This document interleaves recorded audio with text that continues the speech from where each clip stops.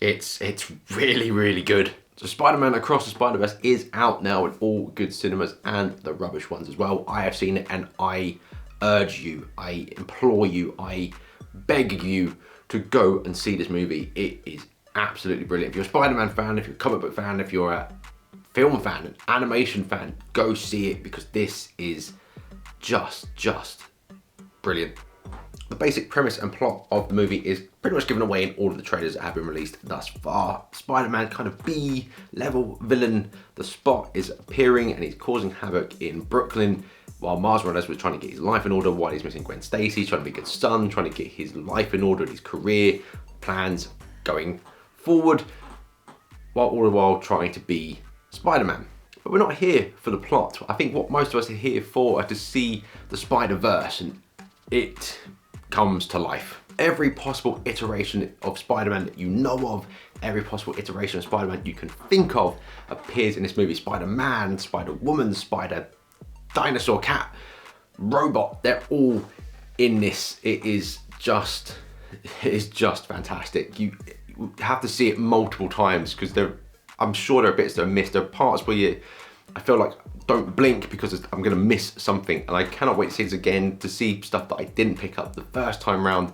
I'm probably gonna miss stuff, and the second time round, multiple viewings will lead to more and more enjoyment of this film. The movie is visually stunning. It is an absolute treat and feast for the eyes. Every different world is rendered in so many different animation and art styles and different colors that it just looks amazing. And again, repeated multiple viewings, you're gonna see stuff that you missed the last time you watched it. Absolutely looks brilliant. If I was wearing a hat, I would take my hat off for the people who animated this film because they have done just an excellent job and should be given all of the awards. Not even any competition. Don't nominate anybody else, just give them all the awards for this animation because it just looks brilliant. The one thing that gave me a bit of trepidation from this movie was actors appearing in voice acting roles, because I'm not a huge fan of that when it happens. Sometimes it works really, really well. The people in the Super Mario Bros. Movie did a really good job, but then go watch Marvel's What If to get a big understanding of what I mean, because I mean, I'm looking at you, Mark Ruffalo, voicing the character you played in live action, Bruce Banner and Hulk. It's safer for everyone if I fend for myself. I sort of can't die. It ain't good. But everybody in this movie brings their A game to their voice acting, and they are just excellent. Shameik Moore and Haley Stanfield as Miles Morales and Gwen Stacy leading the movie, absolutely brilliant. Jake Johnson is back as my favourite version of Spider-Man ever, Peter B. Parker. Jason Schwartzman is excellent as the Spot, really, really funny. Karan Sony's in it as a really good multiverse version of Spider-Man. Brian Tyree Henry's in it, everybody. Oscar Isaac was really, really good. He was one I had a little bit of trepidation for in voicing an animated character, but he was really, really good as Miguel O'Hara, Spider-Man 2099. But the big standout was Daniel Kaluuya as Spider-Punk. He's awesome. I love Spider-Punk even more than I did before this movie. He was absolutely excellent. I think he stole the movie. In the bits that he was in, he stole every scene just from his voice, and the animation style and his character was excellent. I really hope to see more of him.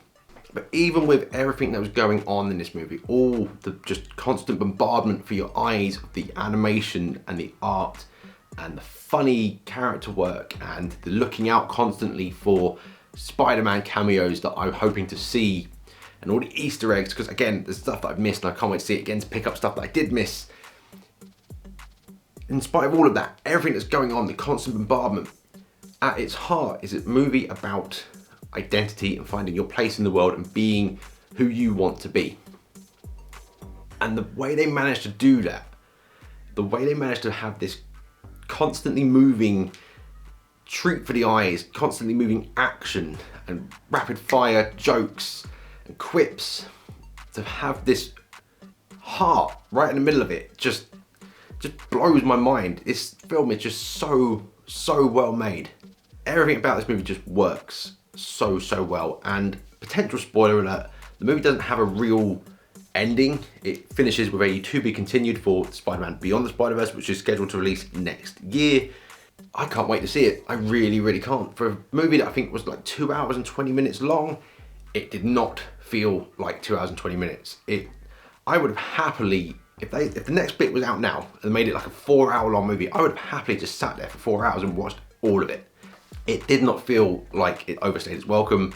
I would have happily watched more. I don't know what else I can say about this movie that will do it justice. I can't think of any sort of negative. Now, is it as good as Into the Spider-Verse? I want to say yes. Is it better? If you look at it as a whole, I think the third movie, when it comes out and you put them together as a trilogy, I think we can then judge it as one big story rather than individual pieces, because both of them are excellent. This one is just brilliant.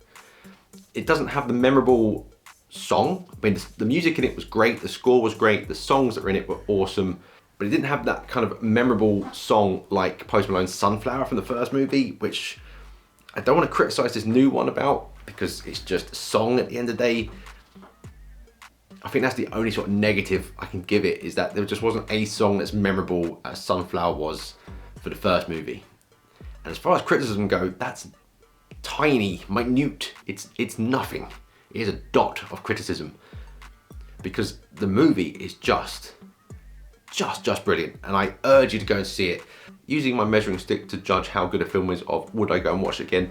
Absolutely yes. If it wasn't obvious, I think I've already said it in this video, if it wasn't obvious, I would happily go and watch this movie again, because it just is excellent.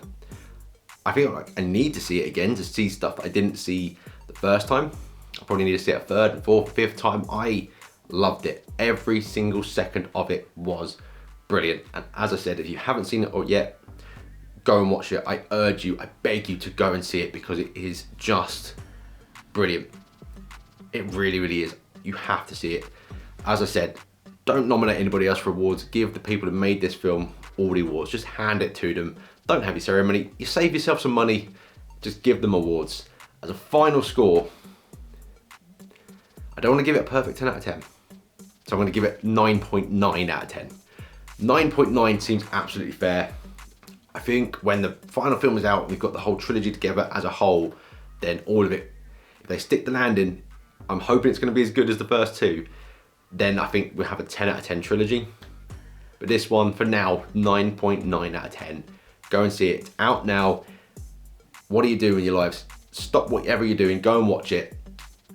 Please, it's just brilliant. So that was me rambling about Spider-Man Across the Spider-Verse. What did you think of it? Let us know in the comments below. If you like the video, click like. If you want to see more, click subscribe. If you want to show it to your friends or your enemies, tap that share button. But for now, thank you so much for watching. Take care of yourselves, take care of your fellow humans, and hope to see you all again soon.